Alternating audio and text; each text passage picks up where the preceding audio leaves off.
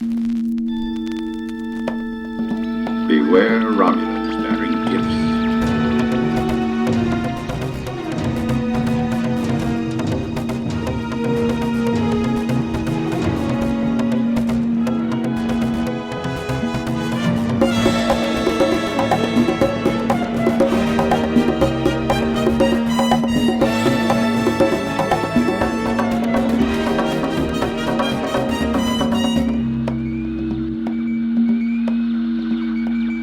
Hi, this is Eric, And this is Caleb. and welcome back to this Romulans Bearing Gifts, episode 54. Taking a step back into TNG.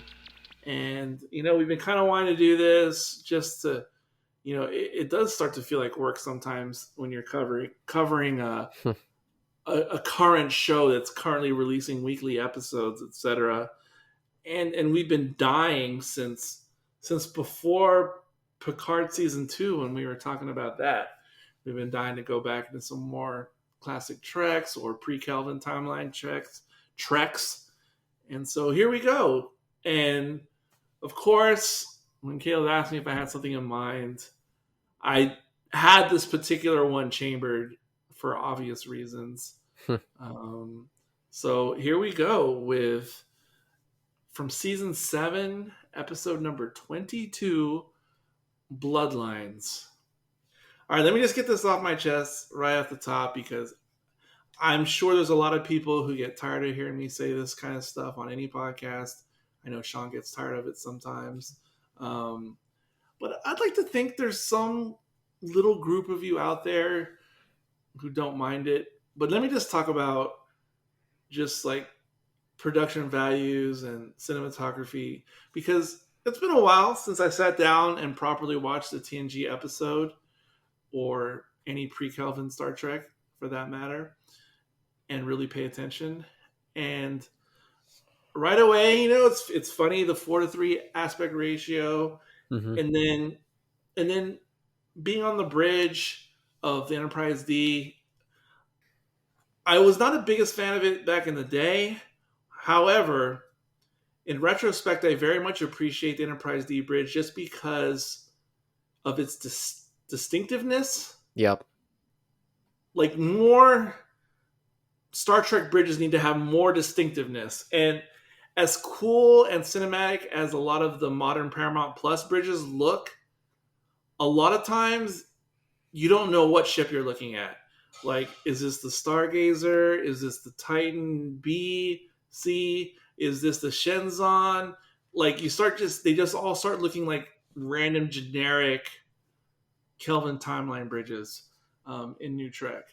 So it's like the Enterprise D, nothing else looks like it. Has this weird, like, like if it was a house, it would be a house that was transitioning from the 1970s to the 1980s in the United States. And the other thing, and this is a weird retroactive pet peeve or niggle, is that I know, like, me and Caleb have been talking offline about how the trend, like, in cinematography lately has been darkness all the time, darkness, even in New Trek and other things. This is the polar opposite of that. Yep. This is perfect brightness. This is science in the library. We want zero shadows.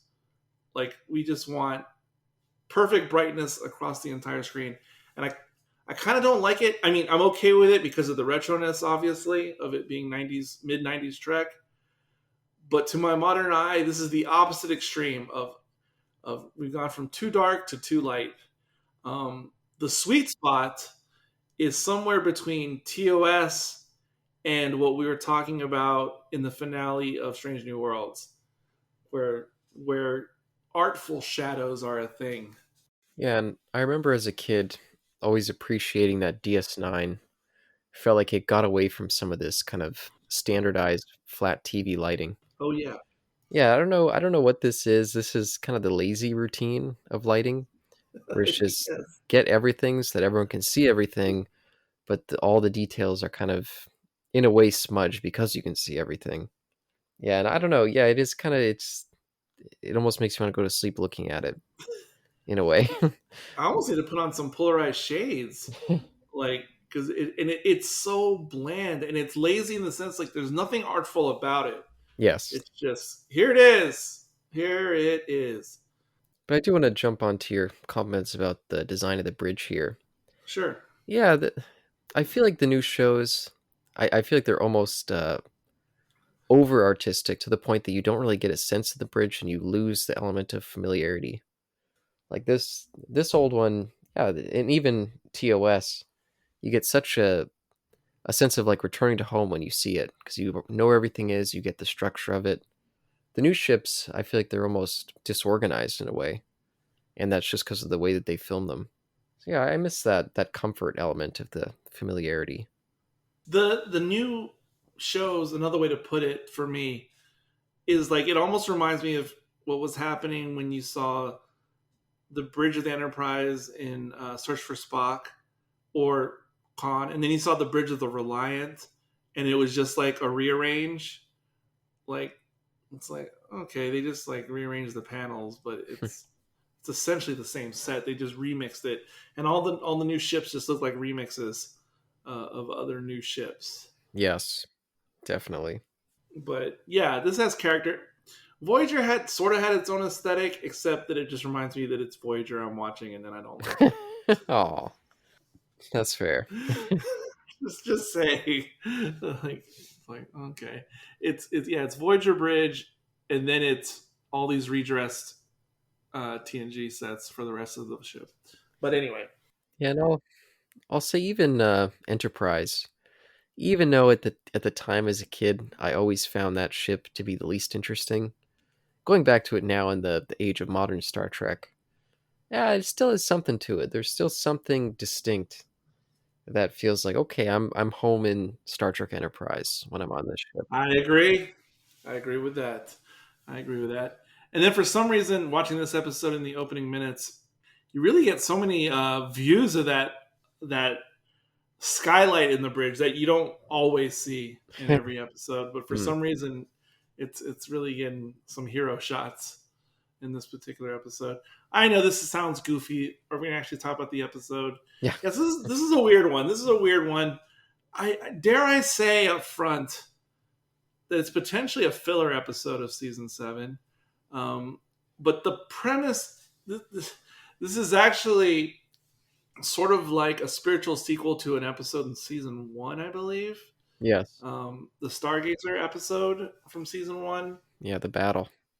Yeah, and we had this character returning, who somehow appears on the bridge, and states that he's going to kill Picard's son. Dun dun dun. But who the heck is Picard's son?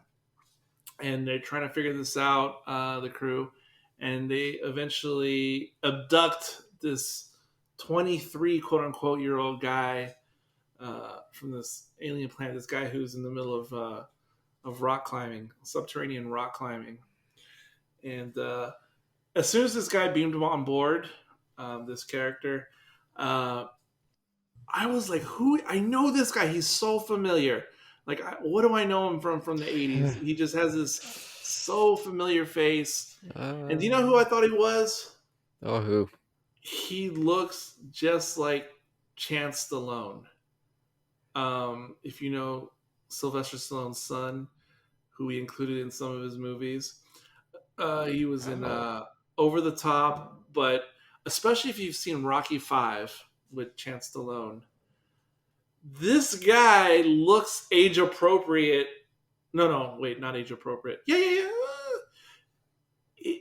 Because Chance Stallone, if you aged him up like 6 or 7 more years from how he looked in Rocky 5, it looks like this is exactly what he would look like. And I kind of thought it was him, and it's not him. But if anyone knows what Chance Stallone looks like, this guy looks just like him. Wow, the only other Stallone I know is Frank Stallone, his brother who would always show up in cheap B movies. I know Frank Stallone also. Yes. Yes. Oh, but I had the same reaction, except I wasn't thinking of a Stallone. I was thinking, holy crap, didn't I just see this guy like 3 weeks ago when I watched the original Leprechaun, starring Jennifer Aniston, which I did. Yes, he was the secondary star in the original Leprechaun from the year earlier, 1993. So I had no idea he was in that franchise. yeah, every now and again, every few years, I go through all 6 of them, or I guess there's 8 of them now, but I usually just watch the original 6. Oh my god. And so yes, I maybe I should be embarrassed to say, How but do you have the time? It doesn't make any sense. I don't watch television. When I watch things, I always watch movies, and so that saves me a lot of time. But yeah, so I know why you picked this one, but why was this top of mind? Had you seen it recently, or was it just Picard season 3 reminding you?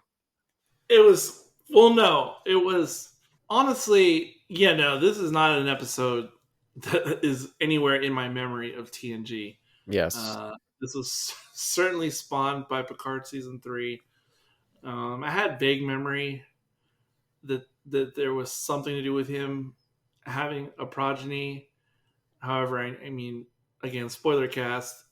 I knew that there was some gimmick to it. It wasn't literally going to be Picard's son. Yeah. Um, and if you would have asked me what episode it was, I wouldn't have been able to tell you. But then just through watching other reviews of Picard, okay, I got the title, and so I wanted to revisit it, and I figured, yeah, perfect time to do it would to be for the podcast, not just me watching it on my own. Unfortunately, that's why I'm often hesitant to watch random episodes of Trek because I always feel like it could be podcast content. But oh well. That's fair.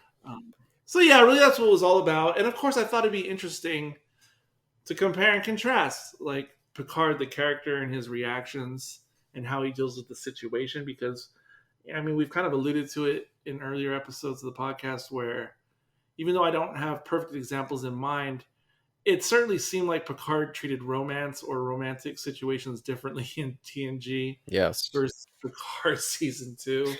Um, uh, and so I assumed we'd see something different comparing Picard season 3 in this episode. So yeah, there's this character, and he's this rambunctious 23-year-old who looks like he's pushing 30 years old. Absolutely. But fine. And he's kind of just like, it doesn't really matter to him one way or the other if this guy is his father or not, or like Well, he was raised by his mom, and then kind of, what were you gonna say?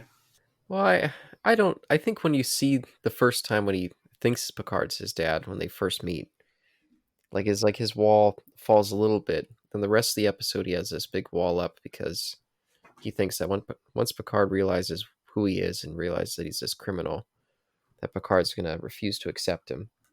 So he's kind of putting up a pretend act, like, oh no, I don't care, but really he does. I think. Okay, you're right. I guess because it's done in this 90s television way of acting and storytelling, it doesn't ingrain itself in my mind in that way. Because you are right, but it didn't stick with me, which is why I wasn't really thinking about it right now during the review, if that makes any sense. Yeah. Yeah, and that's. I mean, maybe I'll jump into this right away, but I don't often return to TNG season 7 and even some of season 6. I don't go back to all that often because as much as people complain about early TNG, they were just settling into their routine. They didn't know what they were doing quite yet. I've always felt these last 2 seasons they got a little too comfortable with what they were doing, and they started to get too formulaic and too by the numbers. And I think you can see in some of the casts, like I think Jonathan Frakes in particular seems completely bored in every scene he's in. He seems like he could not give a fuck to be there. And I think that they do a solid job with this Jason and Picard dynamic, but they're just not quite hitting it the way that they would have 2 seasons earlier. Like I feel like this episode could have been a really dramatic piece that would have had a lot of emotional resonance. But yeah, it does come off as kind of yeah, like you said, filler, kind of a forgettable one, even though the content of it shouldn't necessarily be that. Do you feel a similar way, or? Oh, what's funny about what you just said is that I actually was thinking that as I was watching it. The part that you said about you don't usually revisit season 7 episodes, I don't think I ever revisit season 7 episodes ever of TNG. And then the way you're describing your relationship with the different seasons, it's true for me with this show and similarly with Seinfeld for some reason. Yes. Because with both shows, and I know they were on similar time, but they were off by about 5 years, or when they ended, like Seinfeld ended about 5 years after TNG. But similarly, so both shows have their early years where the shows are finding themselves, and then they have their middle years where it was just like, oh man, fire on all cylinders. Mm-hmm. And then there was the later seasons of both shows, and at the time for both shows, I remember they were each at peak popularity. And I remember at the time being excited to watch new episodes of season 6, season 7 of both shows, respectively, or the later seasons of Seinfeld, respectively. And it was like I would see them once and I wouldn't see them again. And this is another weird thing. It has to do with the way American syndication is, and I'm not sure why it was this way. But for some reason, with American syndication, with not all shows, but with many shows. So when shows hit 100 episodes, they could start rerunning in syndication on whoever wants to pay for the rights, right? That's how it works. And for some reason, whenever I'd be catching reruns or syndicated episodes of TNG or Seinfeld, they would only be the first 3 seasons. Like they would syndicate and recycle through the episodes of season 1, 2, 3, and then after the season 3 finale, they'd go back to season 1 premiere for Seinfeld and TNG. So because of that, and because I watched so many reruns back in the day, I've seen seasons 1, 2, and 3 so many more times than the other seasons. And then with both shows, when they were in their waning years, they were very popular, and I'd still try to catch them. But then, because I wasn't taping it on VHS, sometimes I'd miss an episode, even though I wanted to see it, but just because I was doing life things. And so I always told myself, oh, I can't wait to go back with like a box set and see the missing episodes I may have missed from Seinfeld and TNG. But in practice, that seems to never happen. I'm sorry, I feel like I'm wasting the audience's time, but you just uncovered one of these unlocked memories or whatever. Yeah, and I think it's a shame because I really do feel like there's a lot of potential to this story, and I think Patrick Stewart is really trying to give it his all, but for whatever reason, it never quite reaches the impact that it should have.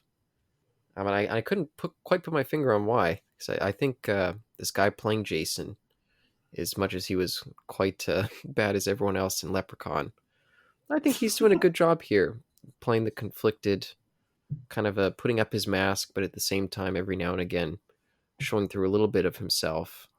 And I like the wrinkle of him having this illness that they kind of solve for him. I think that helps break down some of his posturing. I think that was a smart writing move. Oh, it is and it isn't. So, like, I guess that's cool what you just said. But then at the same time, I'm thinking about this all in real time. I guess part of the fun of any classic Trek show is when you're presented with this situation the crew's gotten into and you're trying to like solve the mystery or figure out how they're going to defeat the enemy or whatever it is. And you're trying to suss it out like a detective. But, and that's in the greatest episodes, the most memorable episodes. I'm sussing this out in real time. In the most memorable episodes, it's like there's all this information floating around, and you're trying to put together like puzzle pieces. And whether you figure it out on your own or not, it is usually satisfying the way it all comes together at the end when it all is explained, or they somehow thwart the villain. But in this one, it's one of those, it would be like picking up a pulp mystery novel just randomly off the shelf and then reading it, and you're trying to like, okay, I want to see who done it. And then when you get to the end and the reveal, it's just like a throwaway line that happened off camera, and there's no fucking way you could have figured that out on, because it was just like it's just explained with exposition. And that feels like the laziest of all writing, or not the laziest, but the like the least effort put. Yeah, careless. And so that's what takes away from this episode, because what's the deal with the parentage, and he's got his DNA. Like, okay, so there's something going on. Did they steal his blood? What did they do? How did they do this? Did they steal one of Picard's combs? Oh wait, that wouldn't work. Just kidding. Damn. So stupid. But it's just like, what? And then it's just like, oh, in the background, off screen, Dr. Beverly Crusher was looking into his illness, and oh, guess what? It's just like it's like a forgery, like his DNA or whatever. It's a fake. What's that? That Romulan. Oh, I was sorry. I was thinking of Doctor Who, City of Death. Oh, I think it was in the Pale Moonlight that I was thinking of. Yeah, so that's what kind of lessens this episode. But the one thing this episode can and does hang its hat on is just the interplay with Guest of the Week. Yeah, because that's really all it's about. This would be like a 2-act, 3-act, 2-man play, like on stage. There wouldn't be much set. There wouldn't be really any other characters. It would just be a dialogue, and that's what this would be if it was on the stage. Yeah, and I will point out, since focusing on the fact that it's about the interplay between the main cast and Jason here, I do think that Jason's scene with Yeah, Troy. Yes. How did I know? Oh boy, that was a bad scene. Yeah, what was going on with her hair there? I forgot about this look that she had later in the show. And it's just like, wow, this is like, it just does not work. It's weird how she went from like briefly in the very beginning of the series to have an actual Starfleet uniform, and then she got these like snazzier and snazzier. Oh wait, which one does she have in this one? Yeah, she's wearing the full getup, the uniform.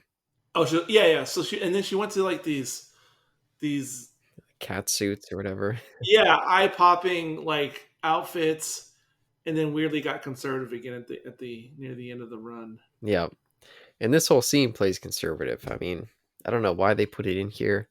I guess they felt like they needed to have a scene with Troy, but she's like trying to have a real conversation. All he can do is this like macho posturing, like hitting on her.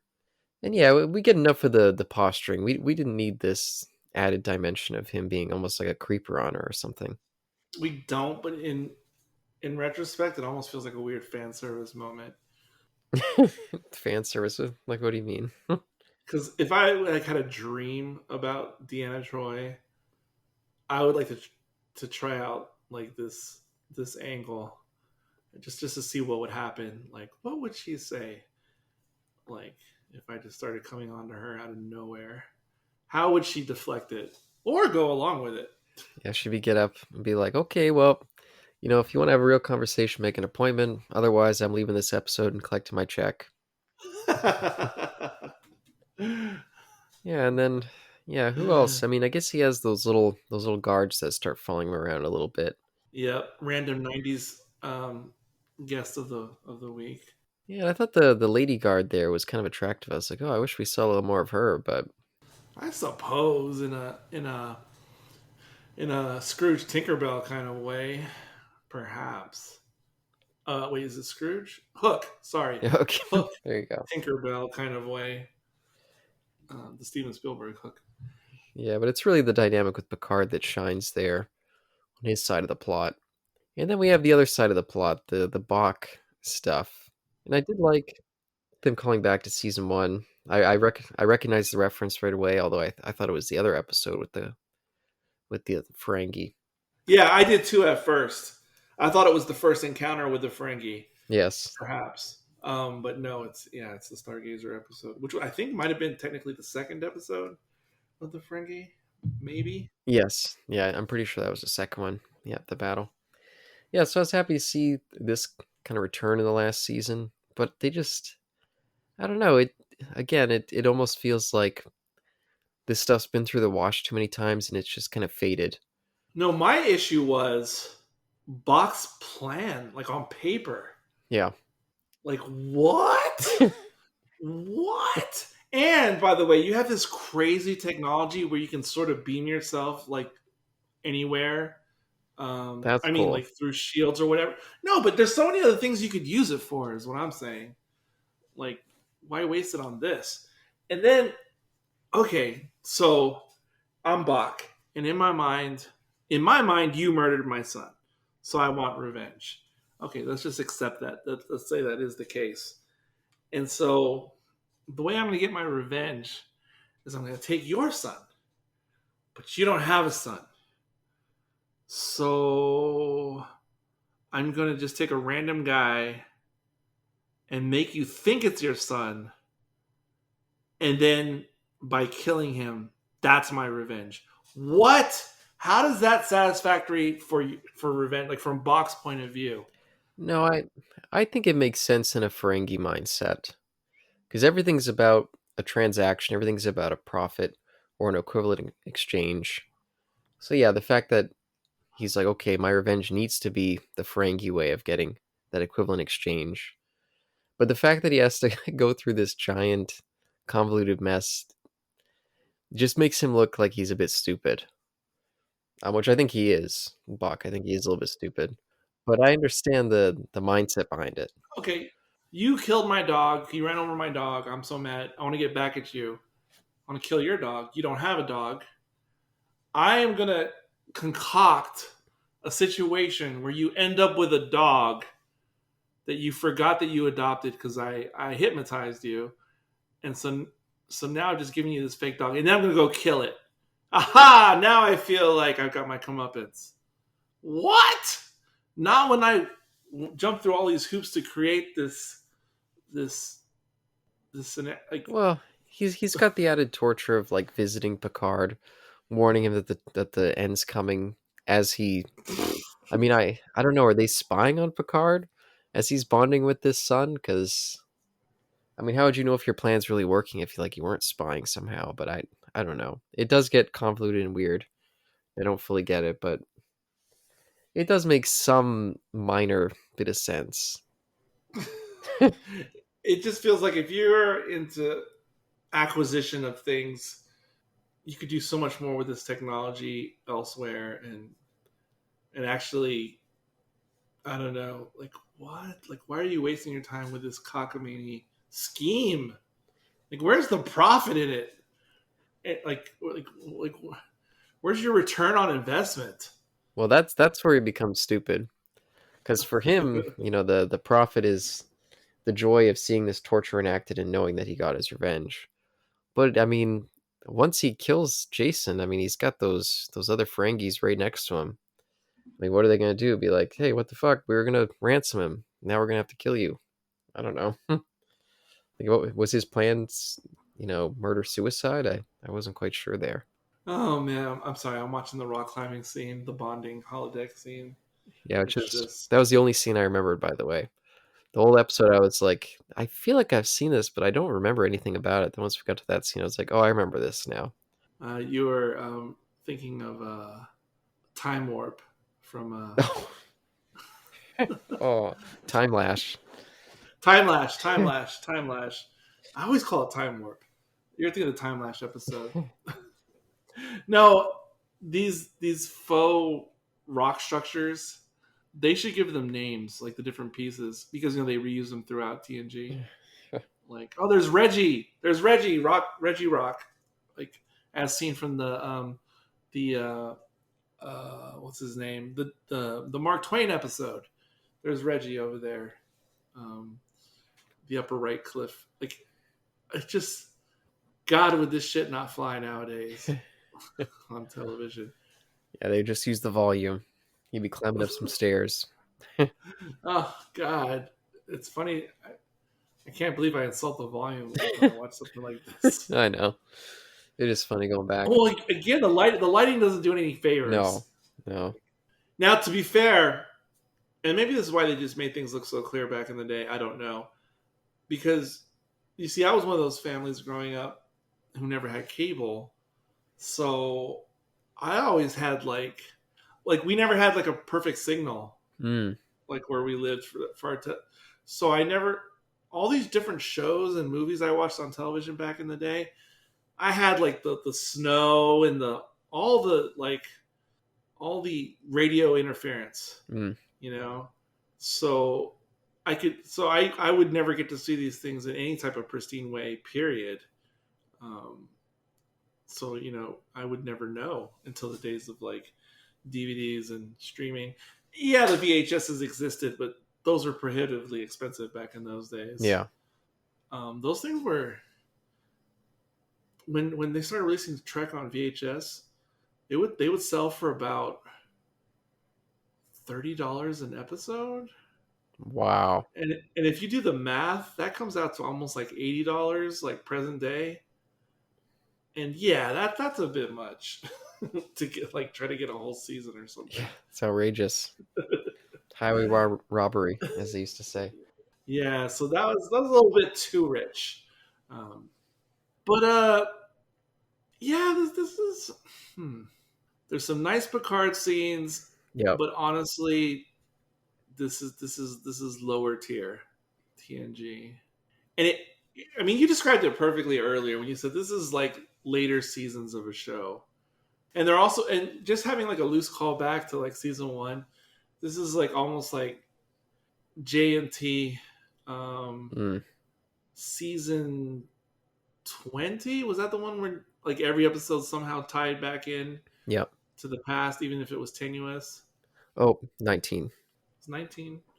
I think it was 19. I thought it was 20, but I could be wrong. Because I thought 20 culminated with the 20th anniversary special. Yeah, no, I think you are right. Yeah. But yeah, yeah, and even though we see Crusher, we see Troy, we see Riker a little bit, we see Data a little bit. Did we see Geordi? Yes, and Geordi Oh also, yeah. just like Riker just feels like he is just bored. He's on autopilot. Yeah, like if this episode took a week to film, like aside from Picard and the guest, everyone else barely showed up for half a day's work. Yeah. And we're on holiday for like the rest of the week. Yeah, and I kind of wonder if, because this episode 22, and I believe there was 26 episodes this season, maybe 24.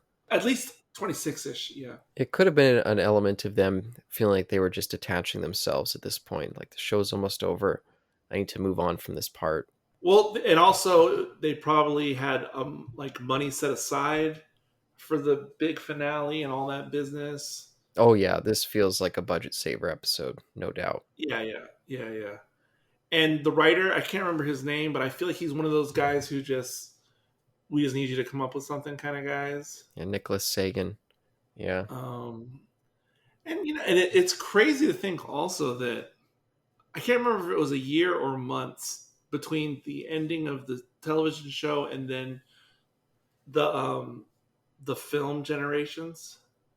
Oh yes, I'd forgotten all about that. Yeah, it was very close. It's crazy to watch the tone of this and to think 6 to 10 months later you'd be watching Generations on the big screen and like holy smokes, you know what I mean? You can start to imagine how Generations really felt cinematic. Yeah. And the betrayal of it, because, well, we'll save that. My discussions with that crappy movie. Ugh. The betrayal. But I do, since we recently saw the Ferengi and Picard season 3, and I was kind of happy to see them back, and I felt the same way watching this episode. But I don't know, Bach and the Ferengi later, when they turn on Bach and they're like, "There's no profit in this." I was like, this feels so by the numbers to the point of just being disinteresting. Like it feels like they kind of failed the Ferengi here.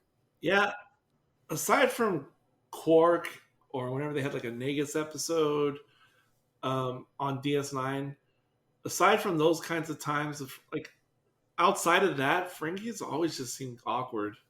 in Star Trek, and like afterthoughts, and like what do we do with these guys? Yeah, and I think I have a big nostalgia because when I was a kid, DS9 was my favorite Star Trek, and so they had so many cool things revolving around them. But yeah, I don't know. Maybe, yeah. And the stuff I've seen in my adulthood, mainly TNG, and then the sporadic appearances otherwise. Yeah, I haven't seen too many great stuff. Maybe it's all buried in DS9, and I've never returned to that all the way through. And I did like the return of the Ferengi in Picard season 3. I really like the look of him. I said on the podcast that the actor underneath the prosthetic, like he made combined with the prosthetic, he made the Ferengi almost look like an Al Capone, like from like a 30s mobster movie. I could see that. Yeah, and I had no idea because that actually the connection is that so Terry Matalas is the guy who's the current showrunner on Picard, and apparently he seems to be very gifted in many ways. But the show he did before Picard was the sci-fi series 12 Monkeys, based on the movie, but its own thing. And I didn't realize that the actor playing the Ferengi, was it Sneed? He was the protagonist in the 12 Monkeys series. He was the lead, and I was like, oh shit, that is the same actor. And if you don't know who that actor is, he was the actor who played Pyro in the original X-Men movies. Oh, that's interesting. Huh. Yeah, that's Sneed, Pyro. Wow.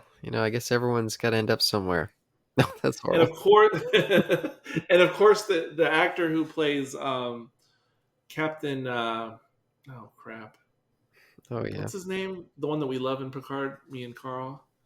Ah, yeah. What is his name? Oh my god! That's the problem. He's got kind of a bland name. I don't know how I could forget. He's like my favorite new thing in season 3. Captain Jellicoe, Part 3. Shaw. Is Shaw his first name? No, Liam's his first name. So yeah, Captain Shaw. Oh, it's Captain Shaw. I don't know why I was thinking something else. But yeah, Captain Shaw, the actor who plays him, he was like one of the chief antagonists in the 12 Monkeys series. Oh. So yeah, Matalas just bringing over all his guys from before. Oh, and fun fact about Matalas. So this guy, I mean, he is like, for him to be a showrunner of Picard, he is like a RTD Moffat to Doctor Who type, meaning this guy was a legit fan, like when he was younger and coming up in the industry as a writer, etc. And I don't know what episode it is. I'll have to look it up. I'll share it next time in a future episode of RBG. But young Terry Matalas was like a background, like Enterprise ensign in some random episode of TNG. Oh wow. Where he's just like, yeah. So this guy is legit. I mean, and I've been seeing interviews with him recently, promoting the show, and this guy seems like one of the like the good showrunners. Just the way he comes across, the way he has a love for Star Trek. He knows things, on a fan level. Like his heart and soul is like totally into the show. So yeah, he seems like one of the good ones. Old Terry Matalas. Well, that's always good to see. Yeah. Yeah, and I just looked it up, and I guess he wrote some episodes of Enterprise. Mm-hmm. So, Yep. So, yeah. I feel like now I'll be afraid to ever choose another season 7 episode of TNG. yeah, and I remember there being some good ones buried in there, but Oh, there's some good ones. There's definitely some good ones. There's no question about that. It's just, oh my gosh, I'm looking at I forgot this character's name. Picard's faux son. oh, Jason. Jason, what is with his departing outfit? Yeah. Oh my lord. His outfit throughout. I mean, that was classic TNG. Like the style outside of the Federation uniforms was just like, what the hell were people thinking? Yeah, it's just, oh my, it's they were taking the design language of TOS civilians and somehow translating it to the 90s, and it's like the most bizarre thing It is. throughout TNG, or like even like Jake on DS9. Oh no. Oh my god. Oh my god. Yeah, I just felt embarrassed for him. But yeah, it all kind of worked out, and I don't know. I'm curious. I'm curious if this character ever comes back, like in novels or something. Oh, I wouldn't be surprised. But yeah, I liked the ending there when Picard, like they kind of Picard early on in the episode shows Jason like this artifact that he kind of went through some trouble to get, and he's proud of it. And Jason's just kind of like, that looks like some crap where I live. The only thing that matters is if you can sell it. That just looks like junk. And I like that when Picard gives it to him at the end. You can tell it means something to him, and as he leaves, he's still looking at it as he vaporizes or whatever. No, you're right. And to be fair, that's a heck of a gift. But to be fair, Yeah. uh, back in the day when I used to actually read books, physical books, um, and anthology paperbacks were really common in the old days of books, where you'd pick up a Star Trek little anthology novel, and it would have like 3 or 4 short stories, novellas like packed into one Hmm. paperback. I used to love books like that when I was a kid. And this would be a perfectly fine little novella that would be in one of those 4-story anthologies. Back in the day, reading Star Trek pulp fiction. This would be a perfectly serviceable story in that vein. So it's just, it's honestly, it's bad just because of the old studio method of having 24 to 26 episodes a season of any show. Yeah. That you're just gonna have to pad things here and there. Yeah, and the sad thing with this episode is it feels like it's only a few shades off of being a good one. It's like it's just okay. That something about it just feels too formulaic. Something about it just feels a little bit too underdeveloped. Yeah, another thing it reminds me of is I read in some article a few years ago that the front man for Weezer, that several years ago, like what he would do is, at any random moment, like a little line might come into his head, like Beverly Hills, that's where I want to be, and he'd just sort of write that down, like on a napkin or something, just that line, and then he did that over like the course of years, where he just wrote down napkins, just little bits and pieces of random song lyrics that he doesn't know what they fit with, but he just write them down.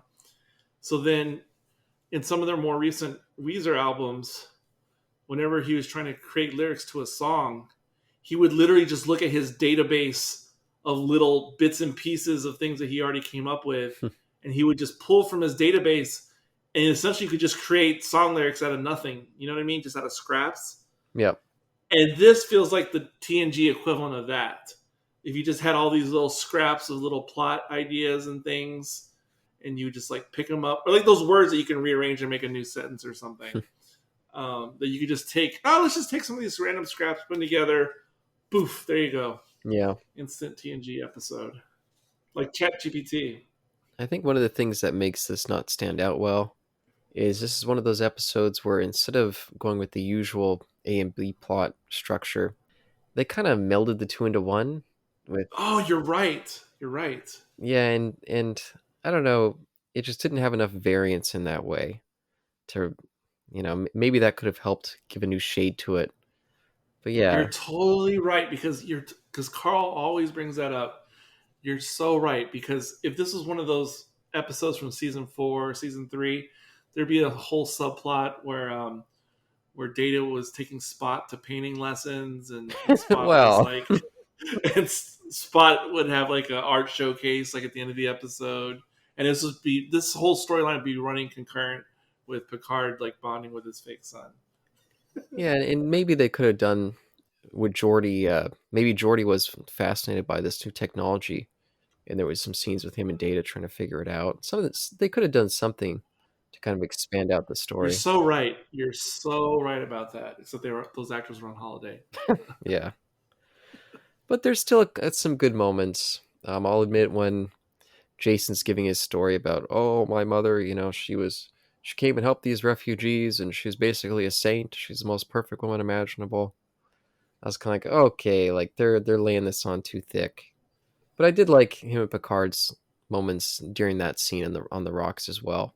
And when Jason leaves, I like Picard he smiles as he's saying goodbye, and then he looks down sad at like, wow, this is another opportunity for a connection that I've lost.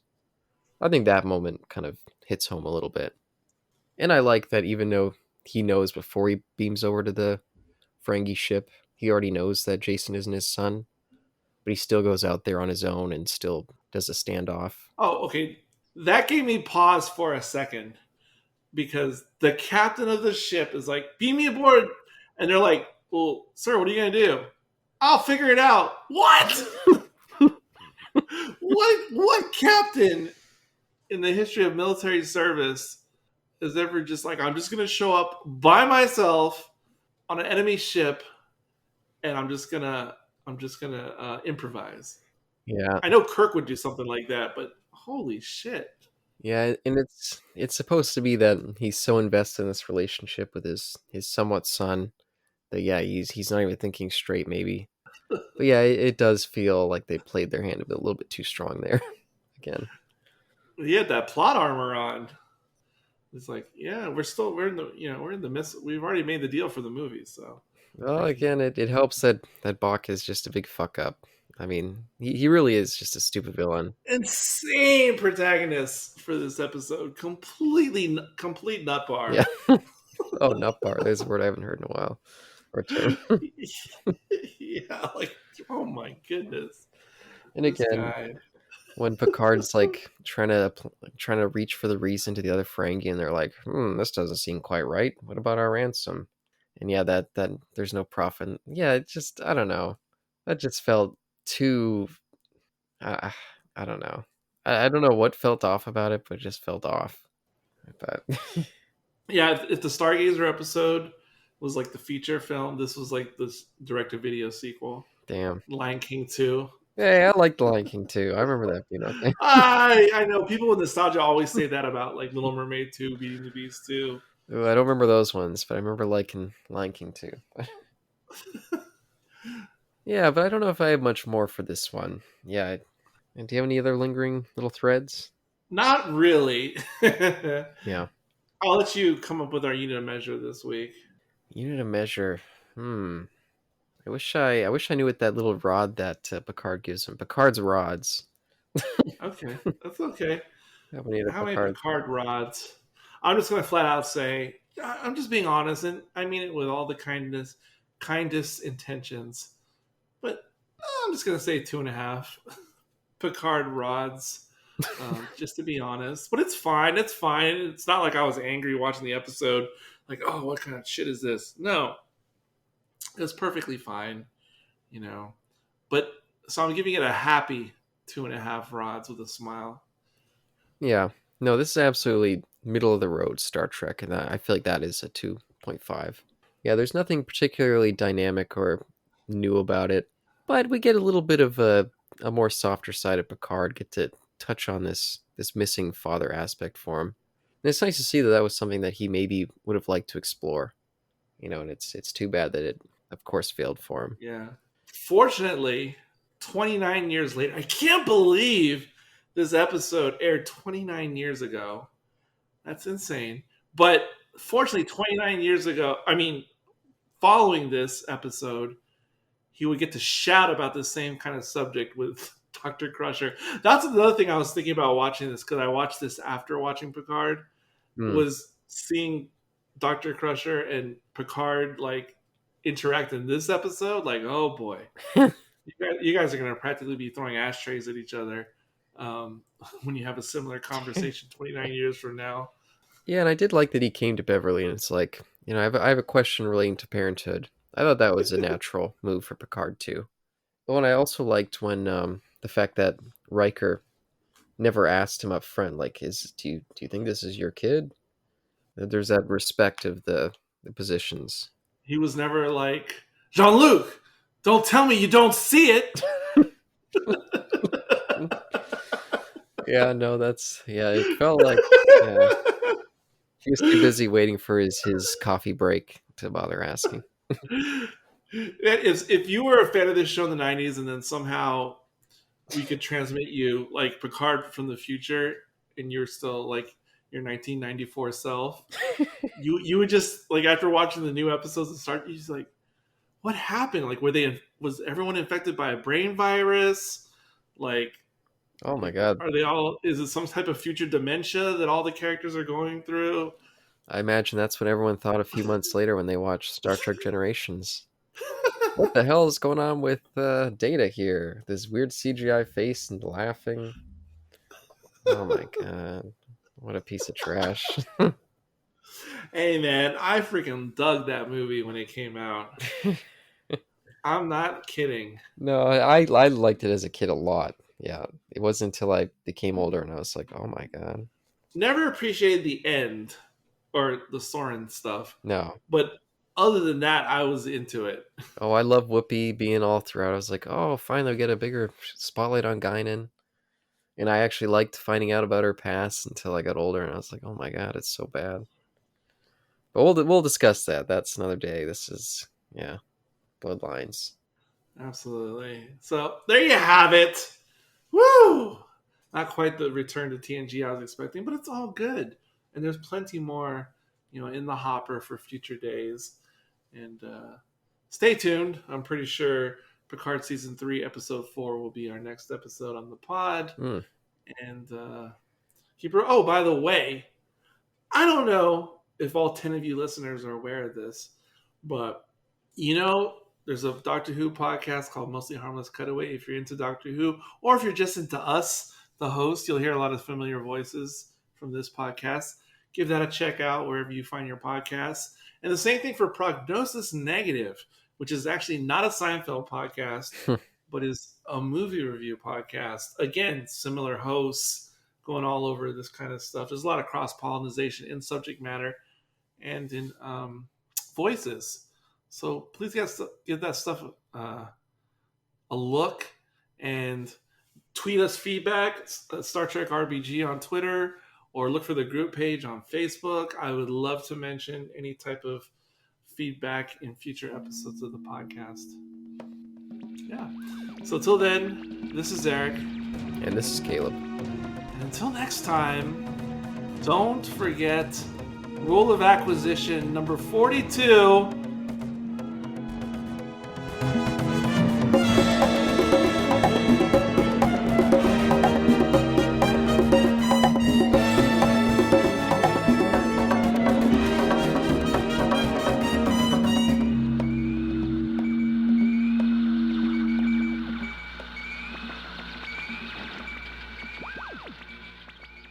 Beware Romulans bearing gifts.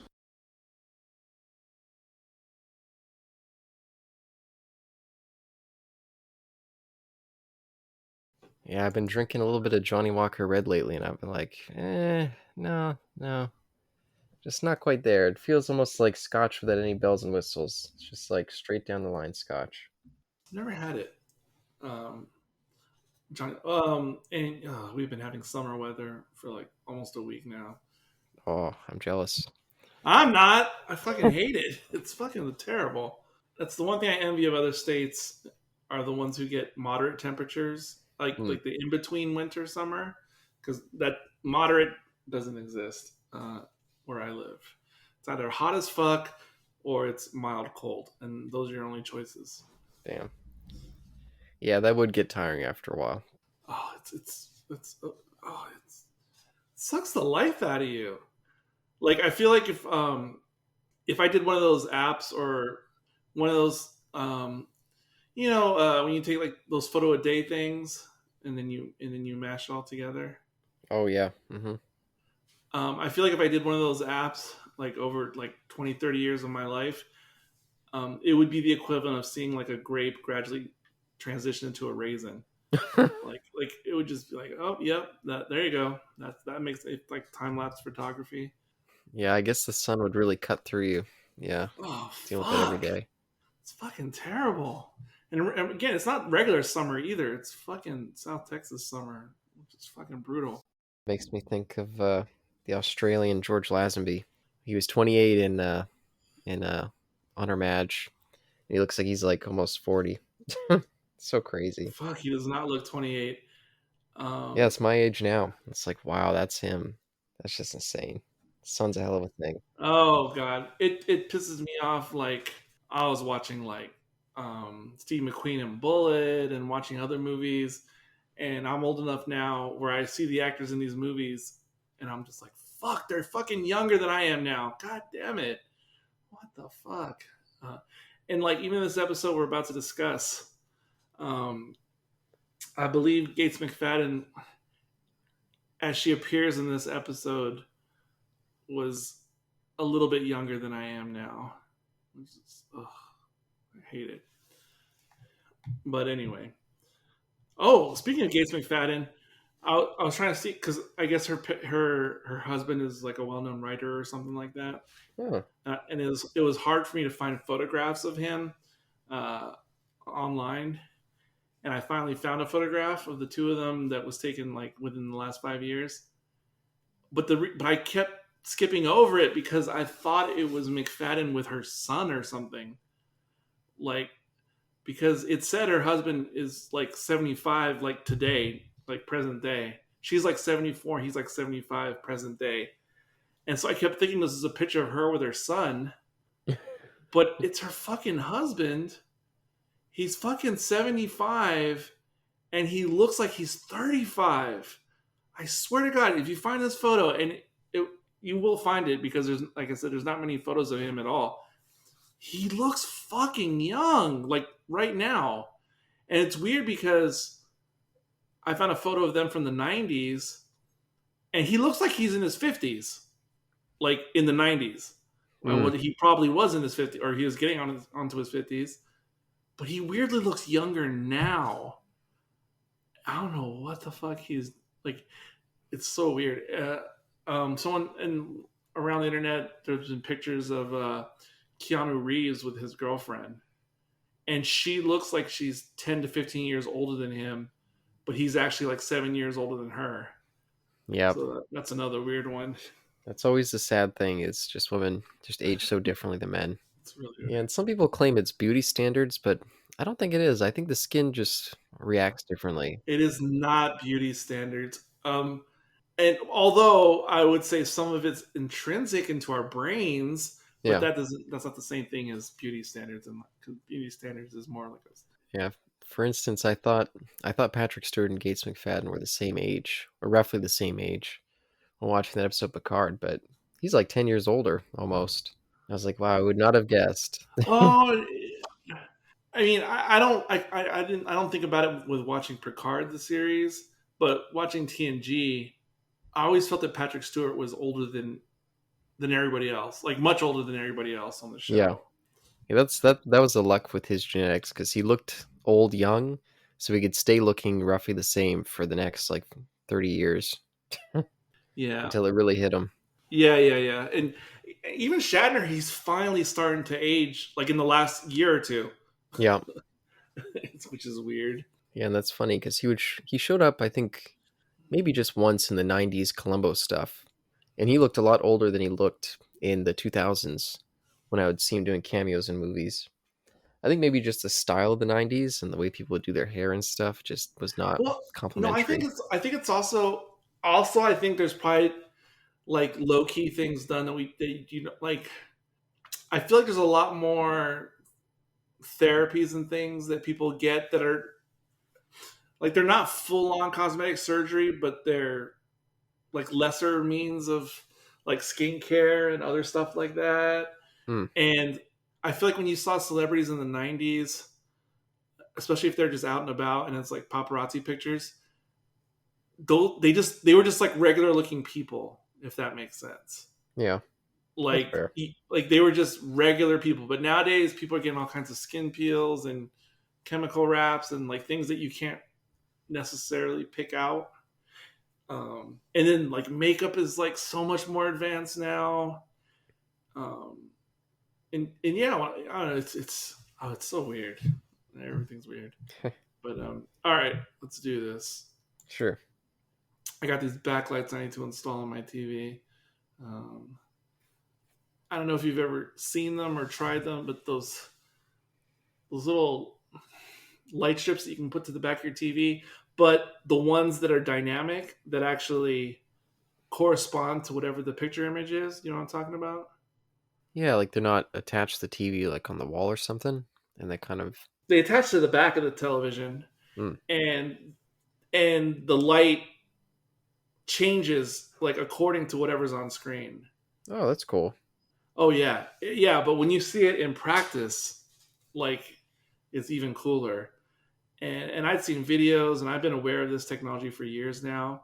Some TV company made a TV once upon a time that was a built-in function, but it was a short-lived gimmick that only existed for this one branded TV. But I went to my friend's place a week ago, and he had that set up on his TV, and oh shit, I was like, now that I see it in real life, like fully functional, I have to get this. So I just got it today, and because whatever size TV you have, it just makes your TV seem like it's bigger than it is, and I'm all about that. Even if it's an optical illusion, I'm all about that.